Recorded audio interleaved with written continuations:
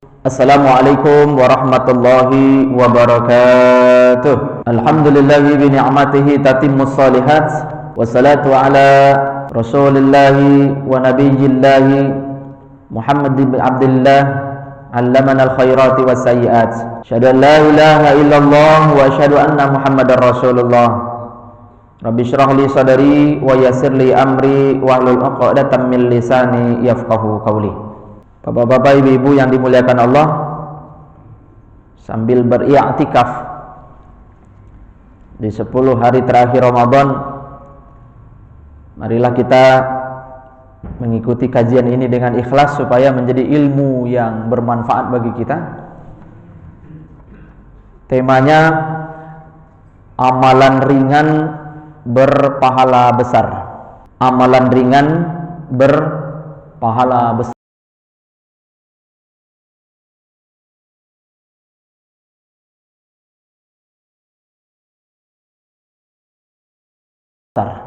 Al-Imam As-Suyuti di dalam kitabnya Al-Hawi lil Fatawa menyebutkan wali Allah itu cirinya ada 3: qillatul ta'am, qillatul kalam, qillatul manam. Sedikit makannya,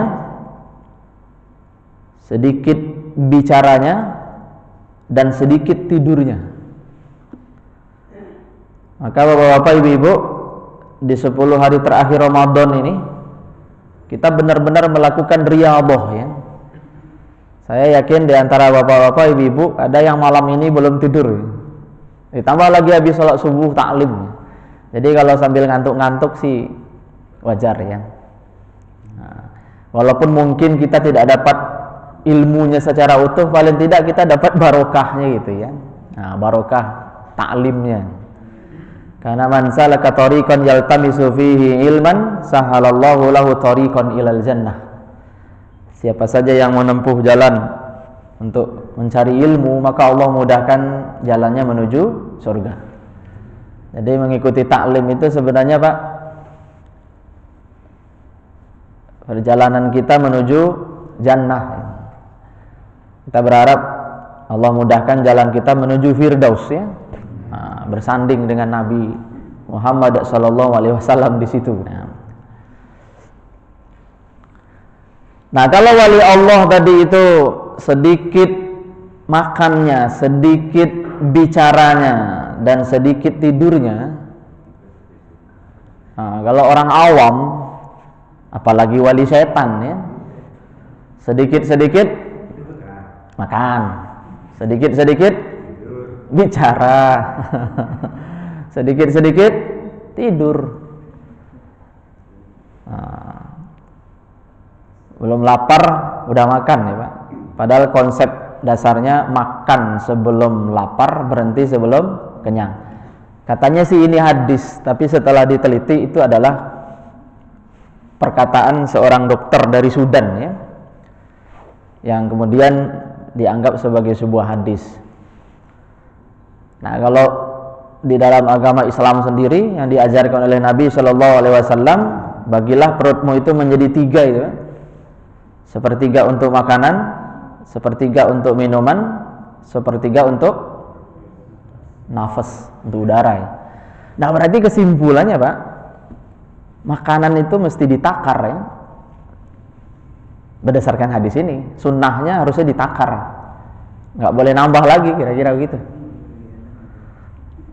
Nah, tapi kadang kita Pak baru ditakar kalau sudah ada gejala diabetes. Nah, boleh ditakar jumlahnya, jenisnya, waktunya gitu ya. Tapi kalau belum ada gejala apa-apa, hantam aja, mumpung masih sehat gitu kan. Jadi apa? Makan untuk sakit jadinya, bukan makan untuk sehat ya. Nah, walau tentu positive thinking atau berpikiran positif tetap harus kita bangun nih Pak. Karena katanya begini ya, kenapa orang selalu cepat lapar ya? Perasaan baru habis makan udah lapar lagi gitu ya. Karena katanya orang itu memikirkan apa yang akan saya makan, bukan apa manfaat dari yang saya makan gitu. Nah, karena yang difikirkan itu apa yang dimakan, kadang kecenderungannya kan main hantam aja ya Pak, tidak memperhatikan nutrisi itu dibutuhkan tubuh atau tidak gitu. Maka sering diistilahkan dengan apa? Dengan junk food gitu ya, makanan sampah ya Pak. Kenyang tapi kurang bermanfaat gitu. Nah, sementara semua organ kita kan butuh nutrisi ya Pak. Otak, mata, telinga ya.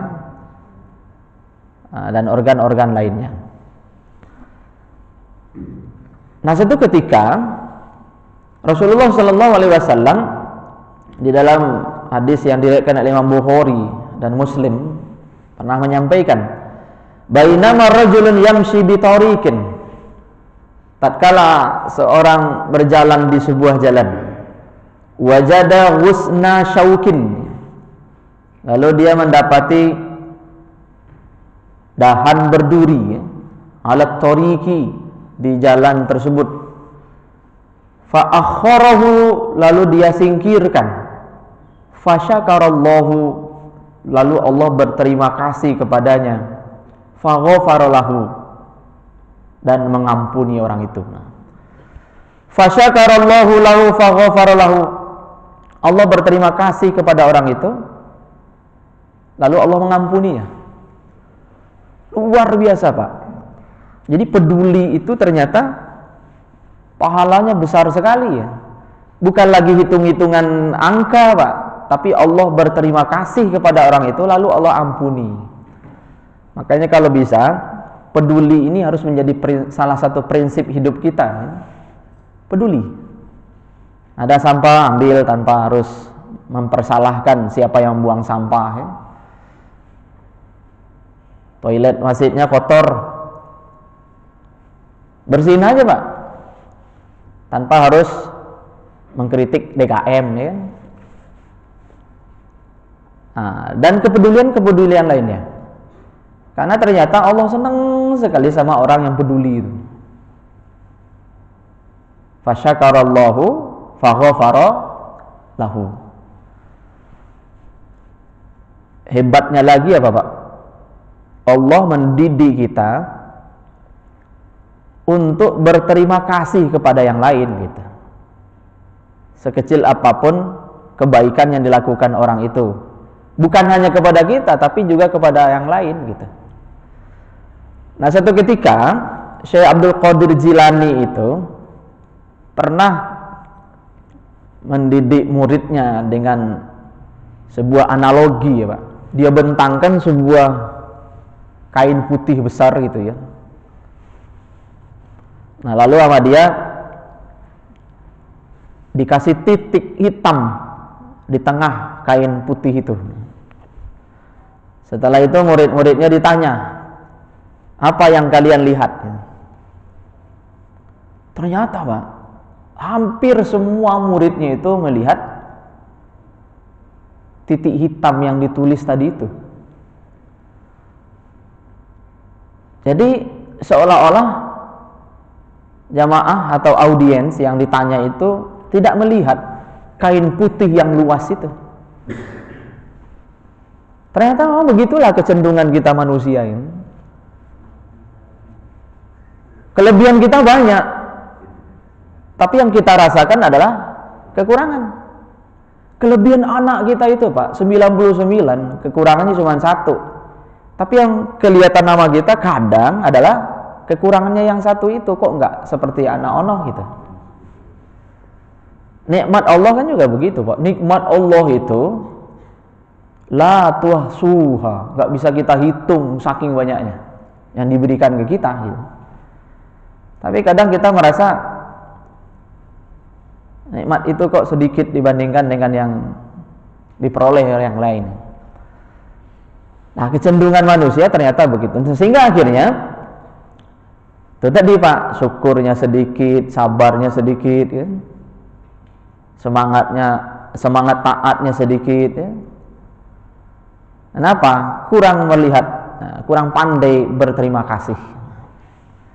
Nah, kita kan sering memaknai terima kasih itu terima kasih. Syukur itu terima kasih. Terima kasih. Terima kasih. Terima kasih. Terima kasih. Kita terima nikmat, kasih ke yang lain sebagian. Terima kasih. Terima kasih. Itu terus.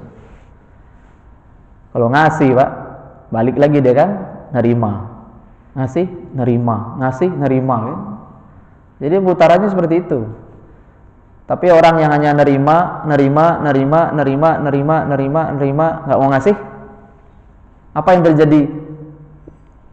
Orang kalau nerima terus, Pak, ibarat kita punya toron air itu, Pak, diisi terus, ya kan? Kita nggak pakai otomatis luber satu, mubazir. Terus yang kedua, air kalau nggak dipakai, Pak, nggak dimanfaatkan, maka dia akan membusuk di situ, ya, bau dia. Nah, makanya ada yang mengibaratkan sedekah dengan berbagai variannya, ya zakat, ya wakaf, ya hibah, ya infak, ya nafkah yang bapak ibu berikan, yang bapak-bapak berikan kepada keluarga itu sebenarnya dalam rangka yang membersihkan rezeki kita itu, ya. Ibarat sumur timba, ya. Kalau nggak dipakai dalam waktu yang lama, maka bisa jadi dia mengering. Oke, dia tidak mengering, tapi airnya jadi butek karena airnya nggak pernah diambil-ambil, ya, Pak. Maka semakin rutin diambil, maka airnya semakin banyak dan semakin bersih. Maka kenapa Zam-Zam itu disebut dengan ma'un mubarak, ya, atau air yang penuh keberkahan? Karena airnya selalu diambil, Pak. Airnya selalu dimanfaatkan. Nah, sehingga akhirnya apa? Airnya selalu mengalir, nggak habis-habis, ya, Pak. Selain memang kandungan zatnya sendiri yang istimewa. Nah, kemudian Nabi juga pernah menyampaikan ittaqun nar walau bisyiqqi tamratin, ya. Selamatkanlah diri kalian dari neraka walaupun hanya melalui sedekah dengan sebelah kurma. Nah, kita sering dengar hadis inilah. Syiqqi, saya cek di kamus itu ada yang menerjemahkan satu, ada yang menerjemahkan separuh. Ada yang menerjemahkan secuil gitu, ya. Tapi sering dimaknai dengan separuh, Pak. Karena di zaman Rasulullah juga ada kisah seorang ibu, ya, yang diberi sebutir kurma. Lalu sama dia, Pak, diparuh kurma itu, Pak. Separuh dikasih ke anaknya, separuh dia makan gitu. Jadi saking sayangnya dia mana, dia nggak rela anaknya mati nggak makannya, kira-kira begitu. Kayaknya diparuh sama dia kurma itu. Nah, ternyata ada hadis di Imam Bukhari nomor 1417 yang mengingatkan kita bahwa sedekah itu menyelamatkan kita dunia akhirat. Karena di antara ciri surga, ciri kehidupan surga itu, orangnya kan ramah-ramah, ya, Pak, nggak marah-marah. Orangnya baik-baik, nggak jahat. Nah, salah satu pemicu kejahatan itu, manakala ada gap, ya, orang kayanya pelit. Coba, Pak, kalau ada orang kaya pelit, itu kan tidak disenangi oleh orang. Nah, orang jahat itu melakukan kejahatan, faktor utama itu sebenarnya kan karena perutnya lapar, ya. Nah, lama-kelamaan, dari perut naik ke hati, ya, Pak. Dari hati naik lagi nanti ke mata. Nah, dari mata naik ke pikiran. Nah, awalnya perutnya lapar, Pak. Makanya kadang nyuri itu hanya untuk makan gitu. Nah, lama-lama, gampang juga nih nyari duit dengan cara begini kan. Nah, mulai naik ke sini kan. Mulai merasa menikmati cara instan nyari duit. Nah, lama-lama nanti ya naik ke mata, ya, lapar mata ya Pak. Lapar mata, kalau udah lapar mata ini udah susah. Sama aja kayak orang ke Tanah Abang ya, kalau udah lapar mata itu tadinya niatnya cuma mau beli gamis doang satu ya Bu, mau kena satu gitu. Tahu-taunya karena serba diskon, bawa sekoper pulang ke rumah gitu. Nah itu udah lapar mata. Nah kalau udah lapar pikiran ya Pak, apa aja dah kepengen dilakukan. Nah maka dengan sedekah bisa menyelamatkan orang dari neraka ya, bisa menyelamatkan orang dari neraka dunia dan neraka akhirat. Nah neraka itu kan marah-marah. Coba kalau kita peduli sama yang lain, ya orang-orang yang tadinya nggak makan dikasih makan gitu ya. Orang kalau sudah kenyang Pak, tenang dia. Makanya ada istilah manajemen mutmainnah katanya Pak. Itu dipopulerkan oleh Profesor Dr. Imam Robandi, dan ini efektif dan sukses ya, membesarkan sekolah di banyak tempat. Beliau mengistilahkannya dengan manajemen mutmainnah ini. Mutmainnah itu kan artinya tenang ya kan. Ya ayyatuhan nafsul mutmainnah. Semua orang sebenarnya ingin ketenangan itu. Nah, manajemen mutmainnah kita kata beliau terdiri dari 4 tahapan ya. Yang pertama kenyang ya, kenyangin ya. Yang kedua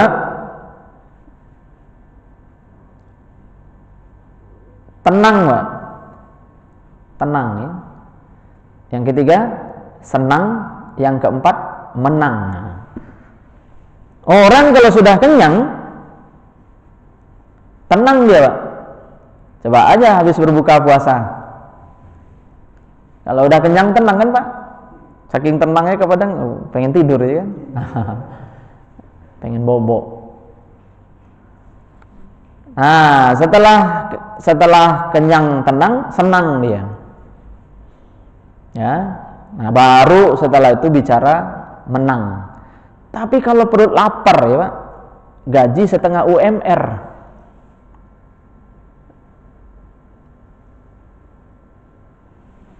Perut anak masih lapar ya, jangankan perut anak, perut dia aja masih belum terisi dengan baik. Ya kan, gimana mau tenang ya, gelisah ya, pengen nyari lagi kerjaan di tempat lain ya, serabutan di mana-mana gitu kan. Nah, otomatis kalau kondisinya seperti itu ya susah untuk membangun kesenangan itu. Nah, orang kalau nggak tenang, nggak senang di satu tempat, gimana mau membicarakan kemenangan bersama orang itu?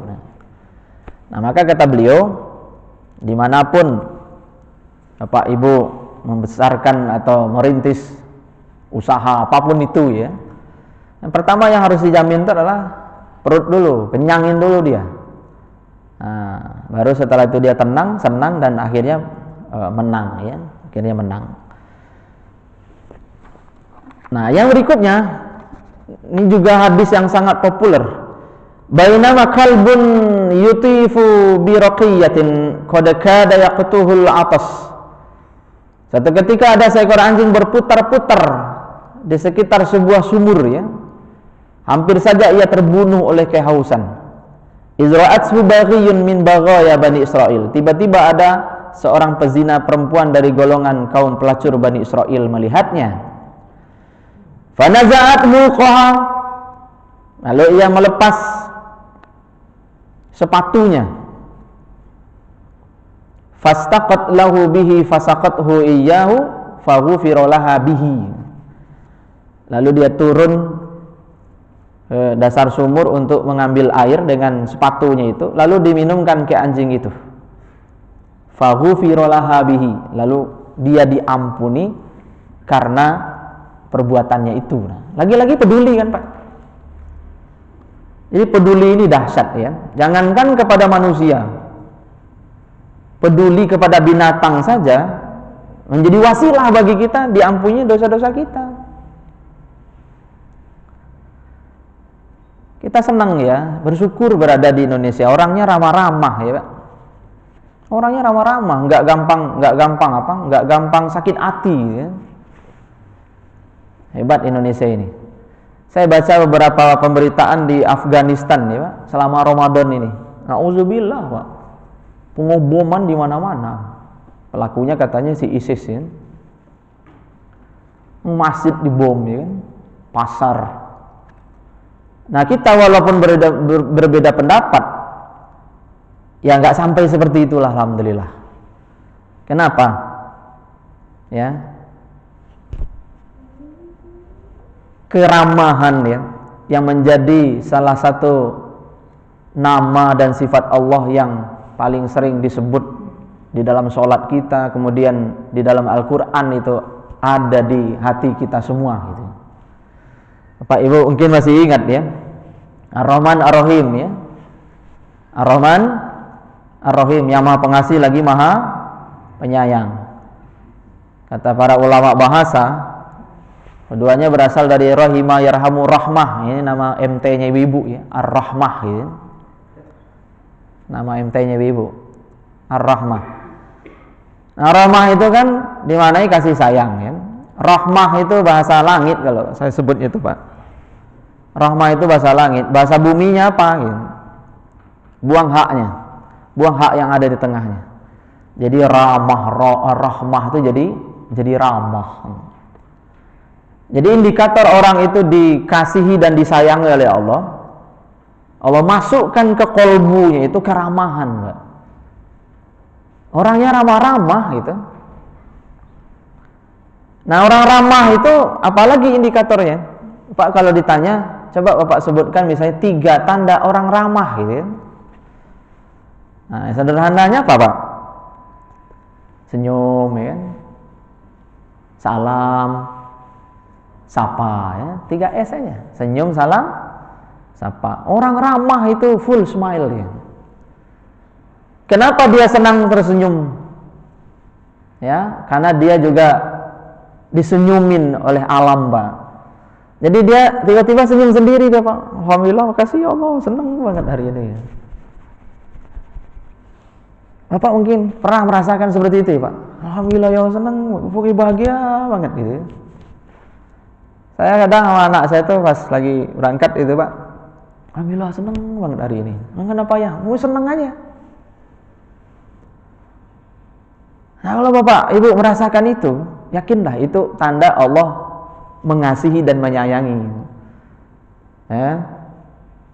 Nah, ujung-ujungnya dia ketika ketemu orang itu ya berbagi senyum paling tidak ya, Pak. Peduli kan, Pak. Orang itu senang disenyumin ya. Nah, terus berikutnya apa, Pak? Disalamin kan? Assalamualaikum. Semoga keselamatan untukmu ya. Kemarin, kini, dan nanti. Kita doain dia supaya selamat, Pak. Bukan hanya good morning, bukan hanya saat itu ya, tapi kemarin, kini, dan nanti sampai dia masuk surga. Ditambahin lagi coba, warahmatullah. Nah, rahmat lagi, Pak. Nah, semoga Allah juga menganugerahimu rahmat ya. Wa barakatuh, dan barokahnya. Bukan hanya barokah loh, Pak, tapi barokat. Jadi kita disebutnya berkat ya. Barokat gitu ya. Jadi berkah. Jadi kan berkah yang berlimpah. Apa itu berkah? Al-Imam Ibnu Manzur ya, dalam kamusnya Lisanul Arab menyebutkan an-numu waz-ziyadah was-sa'adah. An-numu waz-ziyadah was-sa'adah. Numu itu artinya bertumbuh. Ziyadah itu artinya bertambah. Sa'adah itu artinya kebahagiaan. Jadi bertumbuh dan bertambahnya kebahagiaan kalau digabung sama yang ketiga ya, Pak. Tapi ada yang memaknai bertumbuh dan bertambahnya kebaikan pada sesuatu. Keluarga yang barokah, keluarga yang kebahagiaannya bertumbuh dan bertambah. Jadi setelah menikah tambah bahagia, Pak. Dikasih anak sama Allah tambah lagi bahagia. Tapi setelah menikah tambah susah, Pak. Tambah banyak masalah, dikit-dikit konflik, berantem. Itu bukan barokah namanya, tapi laknah. Jadi pernikahan bagi dia bukan barokah, tapi laknah. Apa ada jadi masalah? Nah, itu namanya laknah. Nah, sementara spiritnya apa, Pak? ubah masalah jadi masya Allah, ya masya Allah, nikmat banget berumah tangga ini. Tapi kalau laknah masalah, gitu kan? Nah kalau laknah masalah, semuanya jadi masalah. Tadinya belum punya anak, masalah. Giliran dikasih anak sama Allah, nambah masalah, Pak. Itulah dulu. Nah kan, udah saya ingatkan jangan punya anak dulu. Situ maunya punya anak, kan? Ribut lagi. Ya, ribut. Awalnya ribet banget hidup ini. Ujung-ujung kan ribut ini. Ubah masalahmu menjadi masya Allah. Nah, itu kan bagian dari konsep barokah gitu ya, Pak. Jadi apa-apa, dikit-dikit Allah, dikit-dikit Allah, dikit-dikit Allah. Biarin aja orang bilang kita lebay, ya. Alhamdulillah, makasih ya Allah. Ya. Coba, Pak, kalau istri kita nyiapin bukber, ya. Saya semalam itu kan ngundang kawan-kawan bukber ke rumah, ya, alumni, kemudian santri-santri pondok tahfiz itu. Saya lihat ibu-ibu itu dari pagi nyiapin di rumah itu, ya. Nah, saya habis berbuka itu, makasih ya sudah. Nah, gitu-gitu. Ternyata orang sekedar kita ucapin terima kasih ya udah seneng dia luar biasa, ya. Kayak hilang capeknya gitu. Nah, kadang kita kan lupa untuk peduli, ya, Pak. Nah, walaupun peduli itu sederhana tapi dampaknya dahsyat, gitu. Nah, satu lagi kaitan dengan ini, Pak. Orang kadang malah suka, ya, sengaja atau tidak sengaja menyalah-nyalahkan yang lain, ya. Ada problem, bukannya malah bertanggung jawab tapi nyari kambing apa, Pak? Nah, kambing putih, ya, kambing hitam. Yang di kambing hitam kan itu yang macam-macam. Jarang orang yang menyebut saya bertanggung jawab, kan? Itu memang karena kelalaian dan kesalahan saya. Saya mohon maaf, saya akan berubah dan saya akan perbaiki kesalahan ini, gitu. Padahal contoh teladannya sudah kita dapat sebenarnya dari Nabi Adam alaihissalam, ya, Pak. Coba Bapak Ibu lihat. Ketika Nabi Adam alaihissalam diturunkan oleh Allah ke bumi, ya, dia sama sekali tidak mempersalahkan, ya, atau menyalah-nyalahkan istrinya Siti Hawa. Jangankan istrinya, Pak, iblis saja yang menyebabkan dia terusir dari surga tidak disalah-salahin sama dia. Nah, di tafsir disebutkan karena Nabi Adam tidak ingin kesalahannya itu bertambah dengan kesalahan berikutnya, gitu. Dia ingin salahnya itu berubah menjadi saleh, gitu. Coba kalau seandainya dia menyalahkan Siti Hawa sakit hati. Bisa jadi juga Siti Hawa berdosa karena disalah-salahkan, kan, Pak? Ujung-ujungnya berantem, Pak. Hanya gara-gara tidak ada titik temu nih, karena kan orang nggak ada yang mau disalah-salahin, ya. Nabi Adam hanya fokus dengan kesalahan dia, lalu kemudian dia karena merasa dia salah, dia minta ampun aja ke Allah. Rabbana zalamna anfusana wa illam taghfir lana wa tarhamna lanakunanna minal khasirin. Siti Hawa bangga dia punya suami Nabi Adam. Kenapa dia bangga? Bukan karena nggak ada manusia lain, karena Nabi Adam berhati lapang, ya. Sehingga akhirnya dengan sendirinya Siti Hawa, ia sadar sendiri, Pak.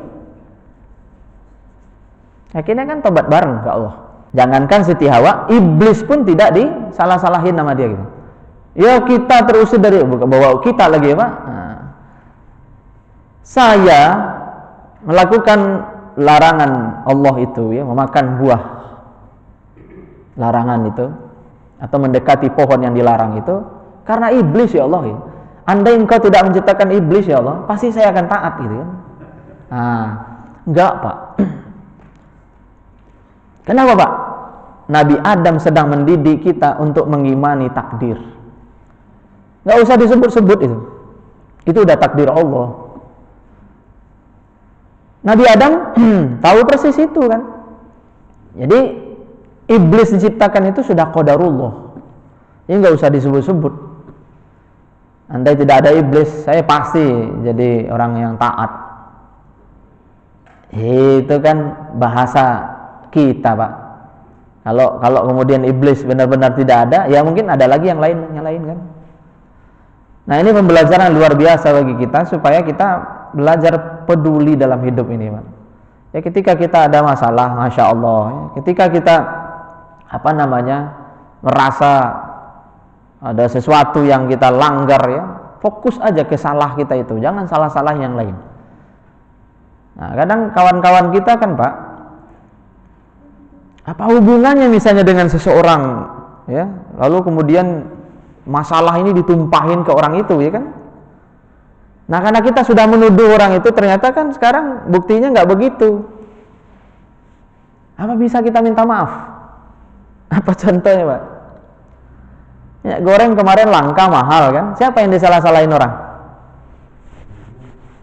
Tahu-taunya tersangkanya siapa, Pak? Nah, silakan itu minta maaf ke orang-orang yang sempat kita salah-salahin itu. Gimana minta maafnya, Pak? Kan susah minta maafnya. Ya, begitu-begitu aja kok minta maaf. Sekecil apapun kesalahan kepada orang lain, ya Pak. Apalagi sifatnya itu adalah tuduhan, ya Pak. Kalau di bahasa kita kan disebutnya fitnah, ya kan? Menuduh orang melakukan sesuatu padahal bukan dia pelakunya, gitu. Itu kan cara kita bertaubatnya itu kan minta maaf. Nah, kalau kita tidak minta maaf, nanti di akhirat kita dihisab. Kalau Umar bin Khattab pesan kan, hasibu anfusakum qabla an tuhasabu wa wazinu anfusakum qabla an tuzanu. Hisab dirimu sebelum nanti kamu benar-benar dihisab. Maksudnya itu apa? Kalau ada kesalahan ke Allah, sekarang diselesaikan gitu. Kalau kamu ada kesalahan kepada sesama, sekarang selesaiin.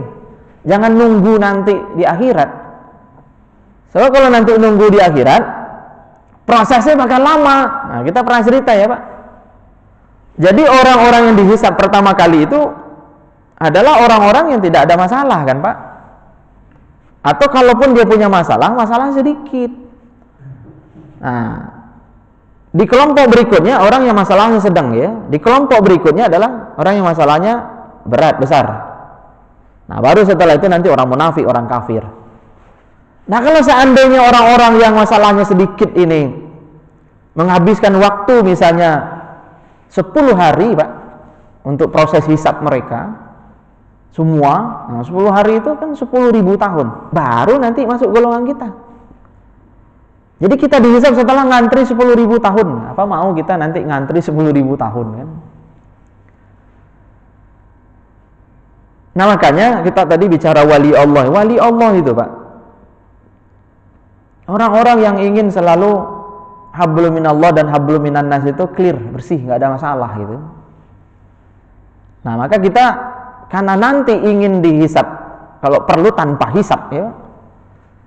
Kan pintu surga itu ada 8, ada satu pintu yang disebut dengan babul aiman, ya. Di dalam hadis Bukhari disebutkan inna fil jannati samaniyatu abwabin, sesungguhnya surga itu punya 8 pintu, ya kan. Nah, di antaranya ada pintu maaf, kemudian nanti ada pintu aiman namanya. Pintu aiman itu pintu yang dimasuki oleh orang-orang tanpa hisab. Apa maksudnya tanpa hisab? Jadi ketika kiamat terjadi, orang dikumpulin di mahsyar, Pak, dia langsung ngelewatin malaikat-malaikat yang bertugas menghisab itu kan. Dia langsung ke sirat, dia langsung ke surga. Jadi dia nggak pakai ngantri-ngantri lah, kira-kira begitu. Ini VVIP kelas, Pak. Jadi jalur masuknya beda sama orang ngantri dulu. Ngantri dia prosedural lah. Ini jalur resmi, jalur normal. Nah, kalau ini enggak, Pak, ini jalur khusus.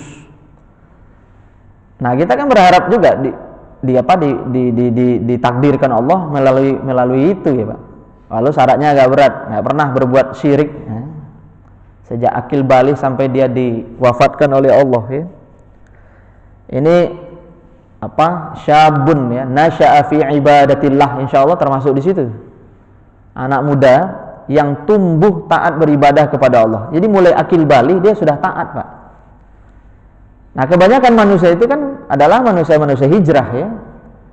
Tadinya di masa muda ilmu belum ada, bergaul juga bukan dengan orang-orang baik, lingkungan kurang mendukung.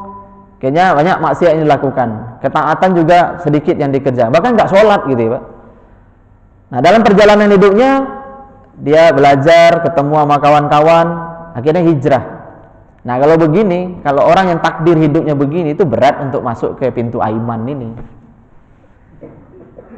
Nah terus siapa yang bisa kita perjuangkan untuk seperti itu? Ya anak-anak kita ya Pak, anak-anak kita Pak.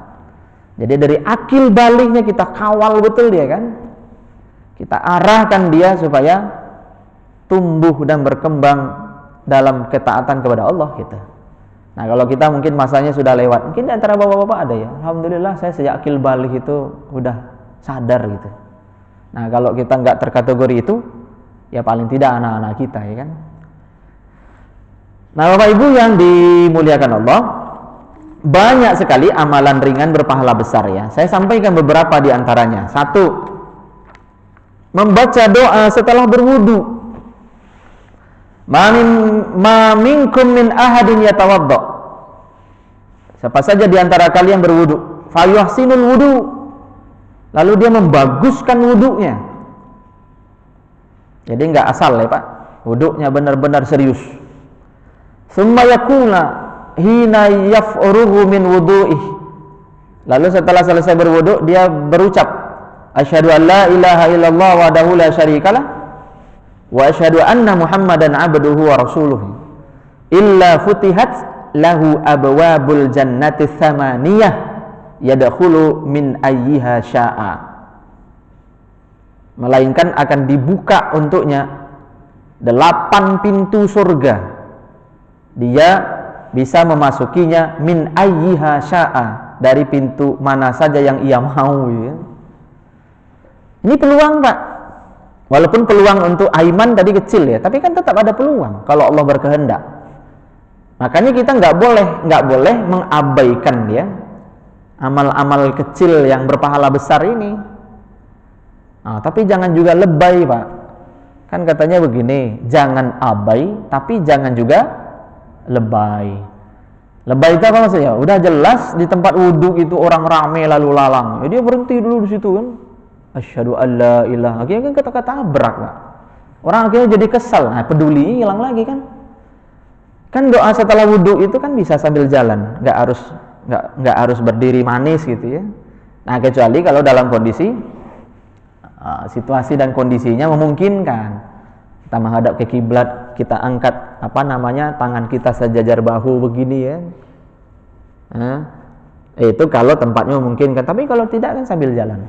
Asyhadu an la ilaha illallah wahdahu la syarikalah wa asyhadu anna Muhammadan abduhu wa rasuluh. Sampai di situ Pak. Nah, bagi bapak-bapak yang sudah terbiasa menambahkan ya, Allahumma ja'alni minat tawwabin wa ja'alni minal mutatahhirin, itu akan lebih baik karena di riwayat lain ada tambahan doa itu. Ada lagi yang menambahkan dengan wa ja'alni min ibadikas shalihin. Luar biasa Pak. Dibuka untuknya 8 pintu surga coba. Dia diperbolehkan masuk min ayyiha syaa, dari pintu mana saja yang ia mau ya.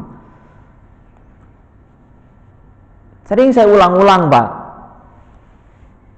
Coba diingat kembali. Tadi habis wudhu sebelum sholat subuh kita baca doa itu apa enggak gitu.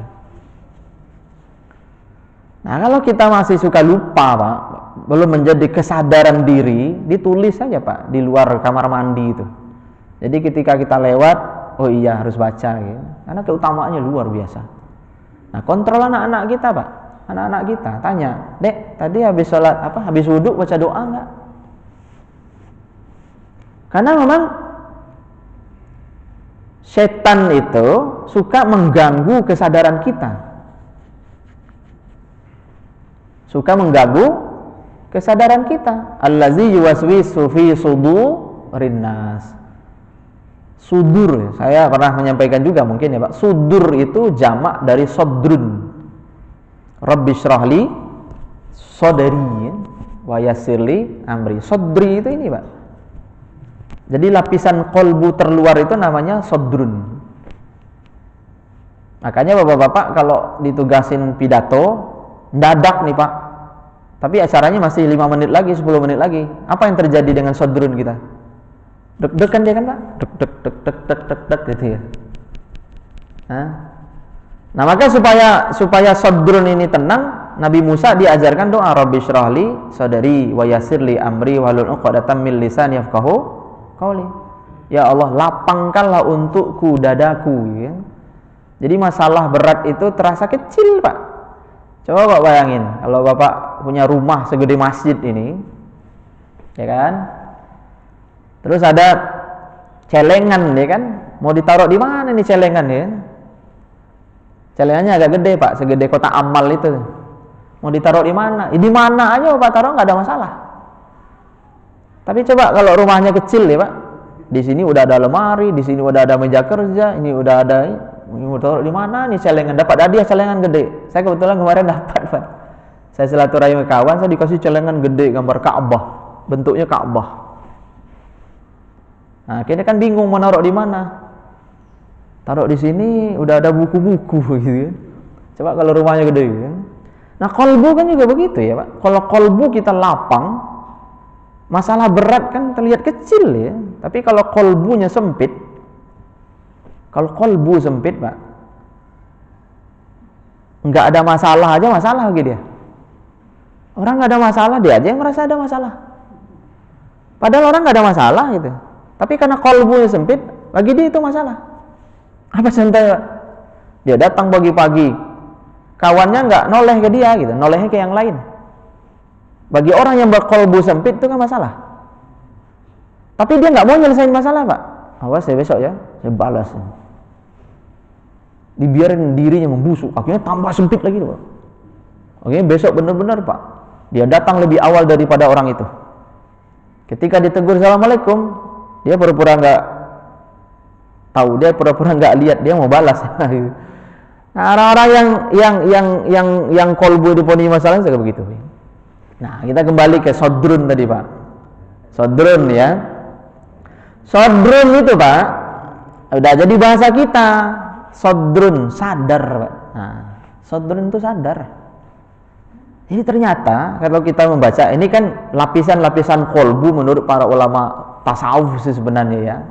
Kalau fakta ilmiahnya saya juga nggak begitu paham. Nanti bapak-bapak yang bergerak di bidang kesehatan lah yang mengecek kepastiannya. Tapi ini secara apa? Secara spiritual lah.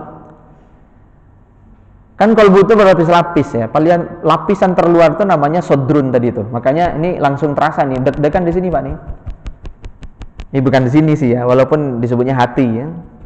Ini kolbun itu ya jantung sebenarnya yang deg-degan itu kan. Kan astagfirullahaladzim, saya deg-degan nih, dipegangnya kan nggak ada orang begitu Pak. Biasanya megangnya kan sini, deg-degan deg-deg di sini megangnya kan. Ya Allah, hati saya sakit. Nggak ada orang yang ngomong, ya Allah hati saya sakit gitu ya. Saya sakit hati. Paling ngomongin saya sakit hati gitu ya. Saya sedih sekali kan gini ya. Nah, sabrun. Nah, di bagian dalam itu namanya fuadun ya. Fuad. Jamaknya afidah. Allati tattali'u 'alal afidah. Api neraka itu nanti Pak akan membakar orang itu sampai ke afidah itu. Berarti api itu masuk ke dalam lapisan kolbu yang di dalam itu kan. Kenapa apinya sampai masuk ke situ? Karena itulah yang menjadi penghalang orang untuk ikhlas kepada Allah. Riya, sum'ah, takabur itu adanya di kawasan itu Pak. Itu namanya fuad, afidah. Masuk lagi ke dalam namanya lubun itu Pak. La ayatil liulil albab. Jamak dari lubun, lubbani, albab. Jadi di kitanya disebutnya lubuk gitu ya. Lubuk hati yang paling dalam. Nah, lubuk hati. Nabi bilang apa? Istafti kolbak. Tanya hatimu yang paling dalam. Untuk masuk ke dalam hati yang paling dalam itu memang harus menjamin mata Pak. Maka orang kalau ada masalah kan disuruh ini Pak, tarik nafas gitu ya, pejamkan mata, tarik nafas, keluarkan. Jadi seolah-olah masalah itu keluar. keluar dia Pak, tarik lagi yang positif-positif dari alam gitu kan, disuruh gitu kan Pak, keluarin, nah dibawa sama dia tuh Pak, yang buruk-buruk, yang busuk-busuk dari dalam diri kita itu, habis itu tenang nih Pak, terapi pernafasan ya. Kenapa Pak? Dia masuk ke dalam lubuk hatinya itu. Maka anak kita, kenapa kok anak saya akhir ini ngomongnya suka kasar ya? Suruh dia pejamin mata, pejamin mata deh, dengerin ayah deh, pejamin mata. Kira bapak bercerita tentang sesuatu lah, sampai nanti dia melihat kawan yang selalu ia musuhi itu tersenyum kepada dia. Bayangkan deh, dia merangkul abang gitu, dia kasih abang uang 1 miliar, senyum dia tuh Pak. Coba kalau nggak percaya, kalau ada anak kita berantem sama seseorang, bilang gitu, nanti dia senyum, bayangin uang dikasih 1 miliar kan Pak. Nah kalau dia udah tersenyum, berarti lubuk hatinya udah aktif. Ini lubuk hati itu Pak. Nah lubuk hati itulah yang disebut dengan hati nurani. Benar ya Pak? Hati nurani. Coba Pak lihat, nur, nur Allah. Kalau neraka bahasa Arabnya apa Pak? Nar. Api itu hanya sampai masuk ke nar, dia nggak bisa masuk ke nur Pak. Kenapa di sini? Karena hati nurani kita yang fitrah itu terkoneksi dengan Allah. Tapi nur ini suka kehalang sama nar, salah gitu kan? Sehingga akhirnya yang kelihatan apa Pak? Udahlah setan menguasai bagian luar nih Pak, kayak benteng gitu, dia menguasai sodrun tadi itu, sadar kita diganggu sama dia. Nah di lapisan berikutnya itu, nah disinilah tempat apa berantemnya, kira-kira begitu ya. Ya itu tadi sombong apa dan sebagainya. Nah kalau hati nurani itu Pak, ikhlas, tawadu, iman. Makanya Fir'aun ketika dia sudah tidak punya daya dan kekuatan, qalbunya aktif Pak, hati nuraninya aktif. Lalu dia kemudian mengakui bahwa dia beriman kepada Tuhannya Musa dan Tuhannya yang diyakini oleh Bani Israel kan. Wa ana minal muslimin, kata dia, dan aku termasuk orang yang berserah diri. Jadi ketika hati nuraninya aktif, sejahat-jahatnya orang ya, dia akan kembali kepada fitrahnya. Kan di konsep agama kita kullu mauludin yuladu alal fitrah. Setiap anak dilahirkan dalam keadaan fitrah. Jadi fitrah itu kalau menurut Ibnu Abbas kan dinullah, beragama dengan agama Allah. Ada yang menyebut fitrah itu bersih Pak. John Locke itu mengistilahkan dengan apa Pak? Tabula rasa itu ya, kertas putih. Kertas putih, lingkunganlah yang memberi dia warna ya. Bisa pengaruh orang tua, pengaruh kawan ya, pengaruh tempat tinggalnya dia, itu yang memberi warna kepada anak ini. Intinya anak ini putih. Makanya kalau orang baru lahir ditaruh di keluarga Yahudi, dia Yahudi. Anak baru lahir nih Pak, walaupun dia anak Palestina gitu ya, hafal Quran bapak ibunya, tapi kalau dia taruh di keluarga Kristen, dia jadi Kristen. Karena dia masih bersih gitu ya. Nah, maka supaya yang bersih ini bisa berwarna sesuai dengan yang diinginkan oleh Allah, nah, maka kita mendidiknya dengan cara Islam kan Pak.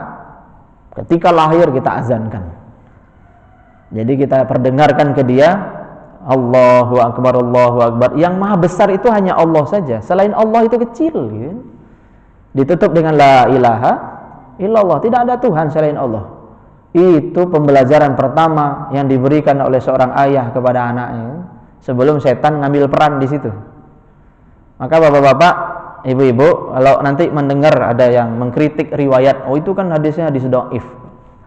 Kalau saya pribadi nggak usahlah kita yang awam ini masuk ke wilayah perdebatan itu, udahlah amalin saja karena memang luar biasa. Nanti bapak-bapak semakin rajin berselancar di internet, mulai itu nanti meragukan, ternyata hadisnya dhaif ya. Nah ujung-ujungnya kampanye ke yang lain padahal dia bukan alim. Besok kalau anakmu lahir nggak usah diajanin, itu hadisnya dhaif. Tepuk tangan setan.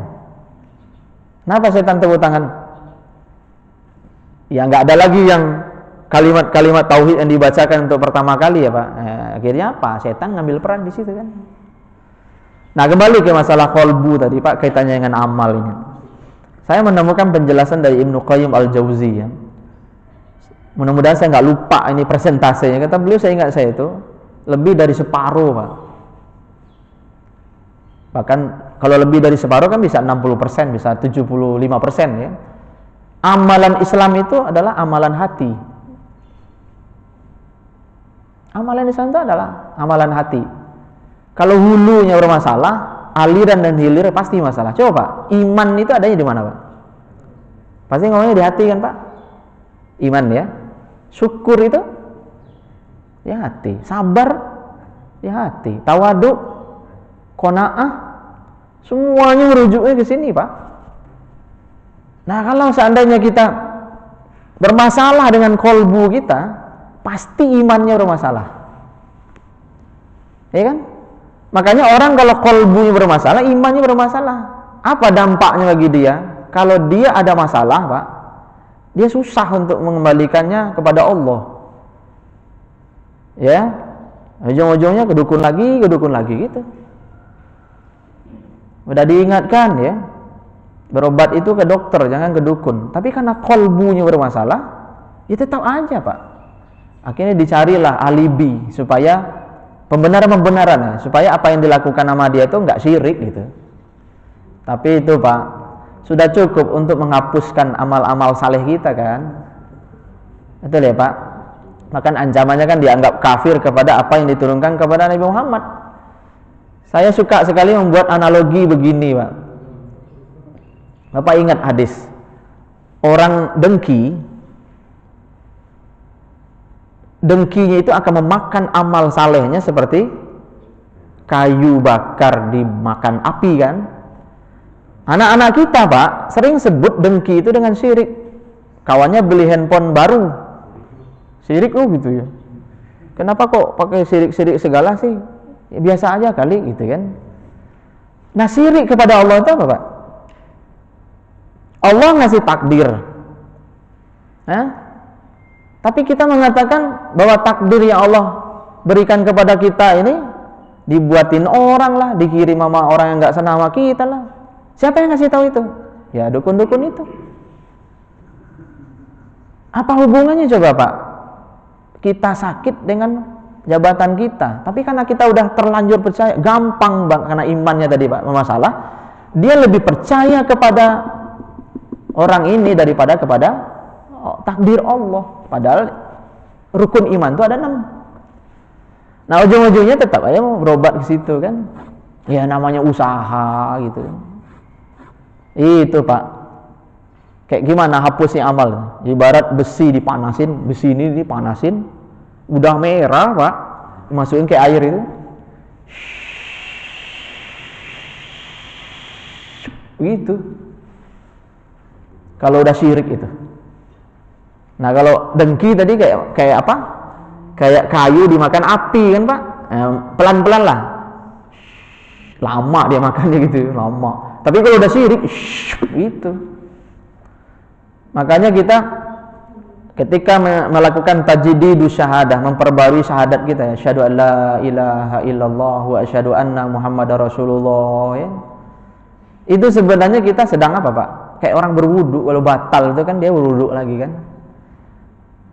Jangan hanya sekedar lewat aja, tapi makrifati bahwa kita sedang memperbaharui syahadat kita. Kalau ada amal yang kita lakukan yang menyebabkan syahadat kita itu batal Pak. Nah, pembatal syahadat itu diantaranya ya syirik.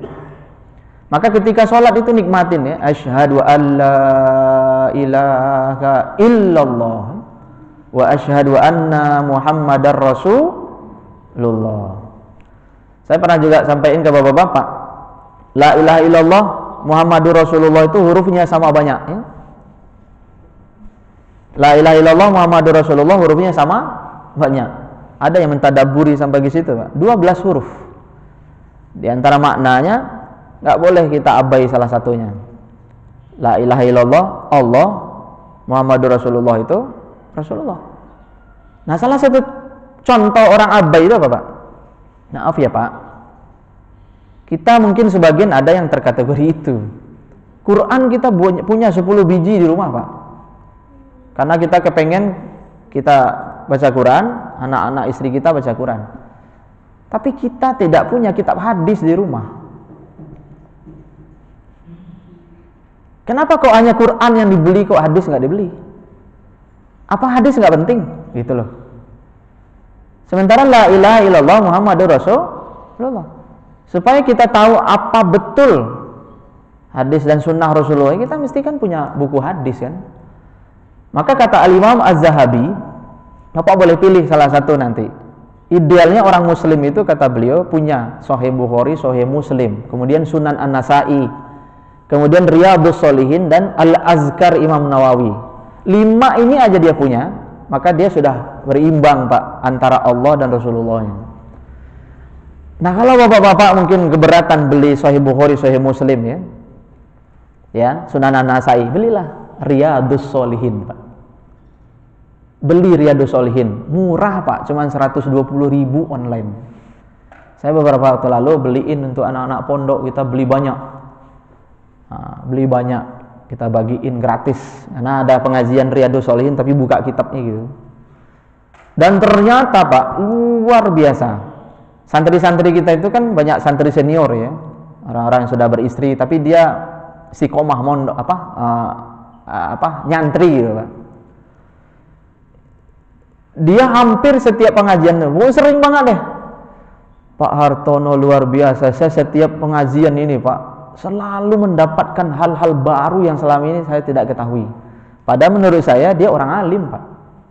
Ya ternyata sekelas orang alim aja belum tentu khatam hadis, kitab-kitab hadis tertentu ya, Pak. Nah, maka kalau bisa, Pak, THR Bapak-bapak, THR lebaran sekarang nih, Pak, coba sisihkan sebagian untuk beli Riyadhus Shalihin dulu. Riyadhus Shalihin ya, karangan Imam Nawawi. Nah, syukur-syukur sama yang satu lagi murah juga. Istri saya kemarin mengkoordinir untuk pengajian ibu-ibu itu, beli banyak juga tuh Riyadhus Al-Azkar. Seingat saya beli juga ya Al-Azkar ya. Al-Azkar atau kita apa? Saya punya Al-Azkar itu ya. Jadi Al-Azkar, Pak, isinya itu memang doa dan zikir Rasulullah. Saya ginilah bukunya, lengkap. Nah, nanti beli itu. Jadi 2 itu kalau bisa dikoordinir, Pak, DKM mungkin ya. Atau siapa sajalah yang mau membantu kawan-kawan untuk memiliki kitab itu ya. Nah, bapak-bapak berikutnya kalau bisa ya beli Bukhari Muslim ya. Dan para ulama sudah meringkas, Pak. Kan di hadis Bukhari itu kan banyak hadis yang berulang ya kan. Nah, akhirnya dipres, Pak, diringkas dan sudah diterjemahkan. Saya beberapa waktu lalu beli itu terjemah Sahih Bukhari Muslim, tapi yang edisi ringkas cuma 1 jilid, mah agak tebal. 1 jilid aja, Pak. Sahih Bukhari diringkas gitu. Hadis-hadis yang berulangnya dihilangkan. Nah, kembali ke pembahasan kita sedikit lagi, Pak. Kaitannya dengan qalbu tadi. Tadi ada supaya ada jadi ilmu juga ya, Pak. Ada apa tadi? Sodrun ya. Kemudian ada apa? Ada fuad, ada lub atau lubbu albab tadi itu ya. Nah, kita ngomongin sadar ini, Pak. Setan itu ternyata hanya diberi kuasa oleh Allah sampai level ini dia. Dia nggak bisa menguasai yang lain sebenarnya, nggak bisa menjadi penguasa di bagian yang lain, apalagi di bagian lubuk tadi itu, Pak. Nah, tadi kita sampaikan juga, ini disebut dengan hati nurani nur ya, Pak, hati yang bercahaya, yang terhubung, yang terkoneksi dengan Allah. Untuk mengaktifasinya tadi kan kita disuruh memejamkan mata ya. Nah, nanti kita akan menemukan di situ ya siapa diri kita yang sebenarnya. Atau jalan-jalan ke dalam diri lah, Pak, inner journey lah ya, jalan-jalan ke dalam diri kita. Nanti Bapak bisa jalan-jalan tuh sampai kepada akhir kehidupan ya. Saat Bapak mati, jasadnya terbujur udah di tengah rumah, ini Bapak bisa ngelihat siapa yang doain, siapa yang datang gitu. Kan kelihatan nanti itu, Pak, di situ. Sampai dikuburkan, sampai jalan-jalan ke mahsyar, sampai ke sirat gitu. Nah, itu adanya di nurani itu. Nah, tadi kita nyebutnya nur ya, Pak. Nah di lapisan berikutnya itu nar, karena nar itu nanti akan membakar sampai ke situ kan. Allati tattali'u 'alal afidah. Jadi neraka hutomah itu akan membakar orang-orang yang di dalamnya itu sampai ke afidah, ke hati-hati mereka, misalnya gitu. Nur, nar ya Pak. Nah di sini setan. Nur, nar. Nah kita mau mengaktifkan hati nurani kita, hati atau ini yang masih berpeluang untuk nar ya, api. Jadi kemarahan tuh di situlah. Nah coba lihat masalah kesadaran. Coba tadi ketika masuk ke masjid ini gitu ya, Bapak ingat betul nggak? Tadi masuk pakai kaki apa? Pejamin mata Pak. Aktifin hati nuraninya. Coba lihat Pak. Nah tadi masuk pakai kaki apa? Pertama kali masuk ke masjid ini. Kelihatan nggak Pak? Pakai kaki apa Pak? Ustaz Didin pakai apa? Kaki kanan. Keren Pak. Berarti kesadaran Bapak nggak keganggu. Tapi kalau kita lupa, berarti kesadarannya keganggu. Iya tadi pakai kaki apa ya? Kanan apa kiri? Oke, satu. Kedua, tadi Pak ketika Bapak masuk, Bapak baca Allahumma ftahli abawaba rahmati enggak? Disinilah kerjaannya setan. Ilmunya kita udah khatam sejak TK Pak. Ya enggak? Kalau masuk masjid itu harus baca Allahumma ftahli abawaba. Udah khatam sejak TK Pak. Tapi kita yang udah S3 ini masih aja nggak sadar harus baca itu ketika masuk masjid. Iya ya. Tadi kayaknya Bapak kalau udah mulai lupa berarti nggak sadar. Tapi kalau Bapak yakin, al-yaqinu la yuzalu bisyak. Alhamdulillah tadi saya baca. Berarti Bapak hati nuraninya yang aktif. Kalau enggak ya sodrunnya ya digini-gini nama setan. Memang itulah kerjaan setan.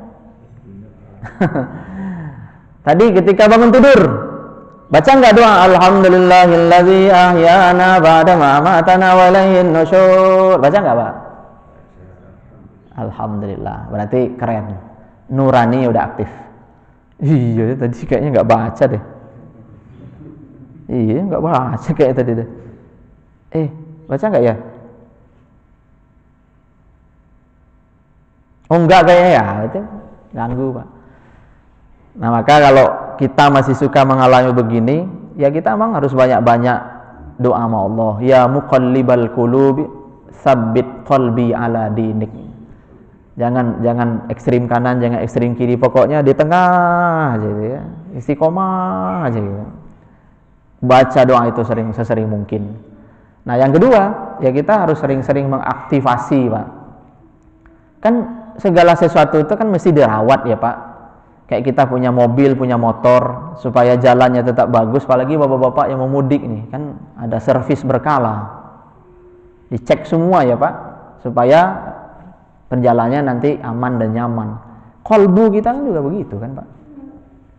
Mesti kita cek berkala. Cek berkala Pak. Nah makanya ceknya itu sebenarnya, ada yang ngeceknya itu ketika zikir pagi sore itu. Jadi dia zikir pagi sore itu sambil memejamkan mata ya. Itu lagi melakukan perawatan Pak. Ada yang melakukan pengecekan itu sebelum tidur itu. Jadi sebelum tidur dia merenung sesaat. Itu yang disebut dengan muhasabah yaumiyah itu ya. Nah itu dilakukan oleh Umar bin Khattab, termasuk sahabat yang dijamin masuk surga, yang punya amalan andalan memaafkan orang itu ya Pak. Jadi setiap mau tidur dia muhasabah. Dia sampaikan ke Allah, dia bertawakal penuh ya. Dia sampaikan ke Allah, "Ku maafkan semua kesalahan orang kepadaku ya Allah." Ternyata Allah ridho dengan itu dan Allah mengampuni dosa orang itu dan menjaminnya masuk surga. Jadi amalan andalannya adalah memaafkan itu Pak. Enggak banyak-banyak. Kalau yang lain-lain biasa-biasa aja dia. Enggak apa namanya? Dia bukan seleb. Dia bukan selebritis, dia bukan apa. Kalau sahabat-sahabat utama itu kan seleb Pak. Orang tahu semua amalnya apa.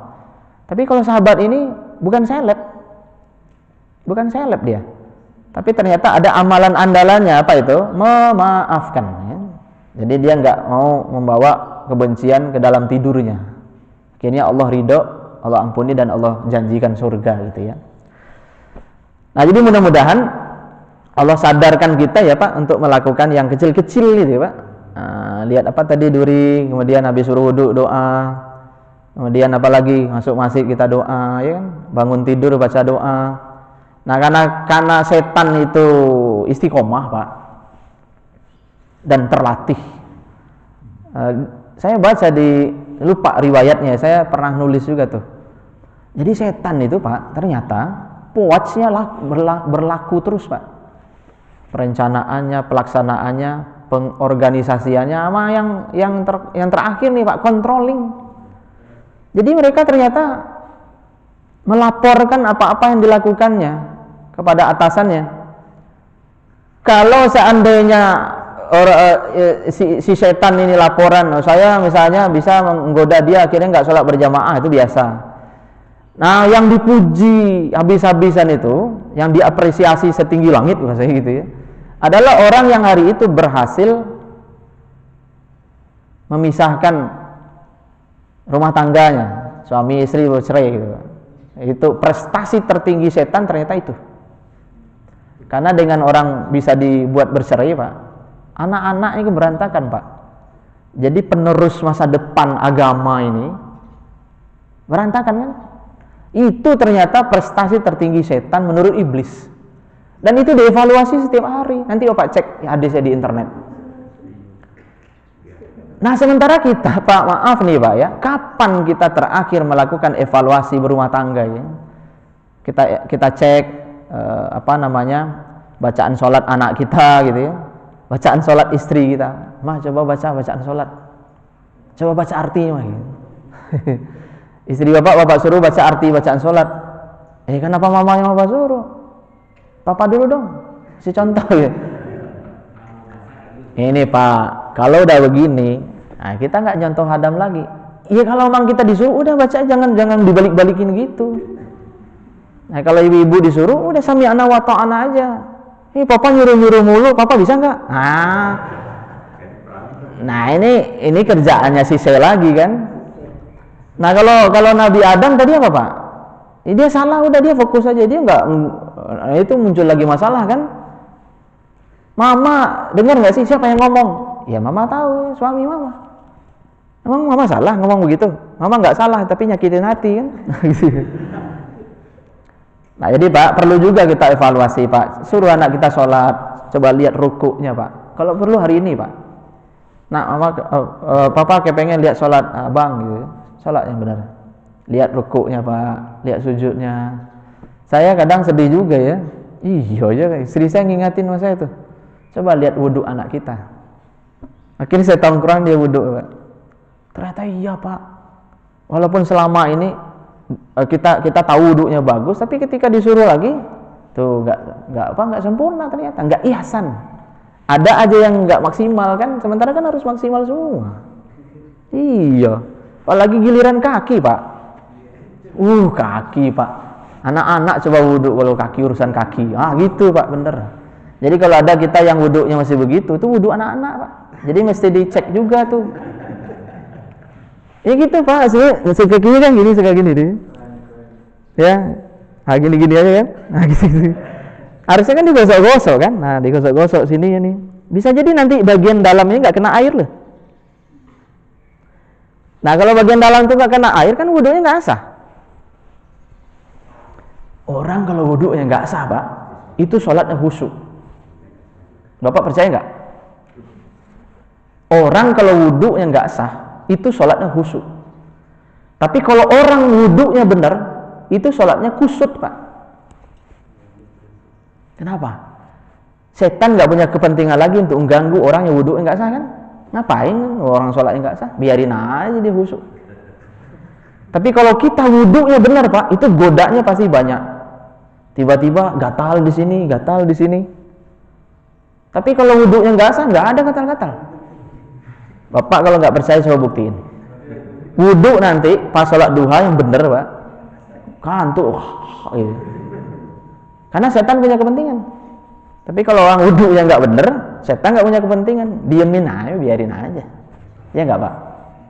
Jadi yang diganggu itu orang bener. Ya nggak? Ya kalau udah salah, udah kawan dia, ngapain ganggu? Jangan-jangan nanti dia rasa, saya kalau wudhunya begini kayaknya jadi khusyuk, besok dia pertahankan kesalahan itu kan. Nah, kalau orang yang benar ya gangguannya banyak. Makanya ketika bapak-bapak diganggu, kata Al-Imam Ibnu Katsir itu mutmainnah ya lawat. Ya ketika diganggu gatal jangan digarut sampai gatal itu KO ya. Gimana tuh Pak? Kalau gatal ya KO. KO dia Pak, hilang sendiri dia, nyerah dia. Tapi kalau baru ditantangin dikit udah marah ya. Nah gitu ya. Khusyuknya udah rusak. Hilang sih nggak hilang. Gatal lagi di sini kan. Garut lagi kan. Nah, ujung-ujungnya kan bukan lagi dengan satu jari Pak. Kesel gatal mulu gini-gini garutnya kan. Udah tepuk tangan dia. Berhasil dia ganggu kita kan. Coba Bapak, prestasi di antara prestasi terbaik kita di dalam sholat itu adalah mampu bertahan untuk tidak garut-garut dari awal sampai akhir. Secara fisik ya Pak. Mampu bertahan tidak garut-garut dari start sampai finish. Enggak garut-garut. Nah, prestasi kedua nanti mampu menghadap ke tempat sujud tanpa begini, tanpa begini, tanpa begini. Itu prestasi kedua. Dua ini aja Bapak mampu berprestasi, yang lain-lain ngikut. Itu yang sederhana, yang berat Pak. Kalau pikiran, Pak, pikiran saya kemana-mana gitu ya. Nah, itu tahapan yang kedua lah. Tahapan yang kedua itu ya pahami maknanya memang. Jadi kalau bisa pahami arti bacaan sholat yang kita baca. Itu saja Bapak, Ibu, beberapa hal yang bisa saya sampaikan. Semoga ada yang nyantol ya. Ada yang yang kita ingat supaya hidup dan kehidupan kita jadi lebih baik di masa yang akan datang. Fa'tabiru ya ulil absar. Subhanakallahumma wa bihamdika asyhadu an la ilaha illa anta astaghfiruka wa atubu ilaik. Terima kasih dan mohon maaf. Assalamualaikum warahmatullahi wabarakatuh.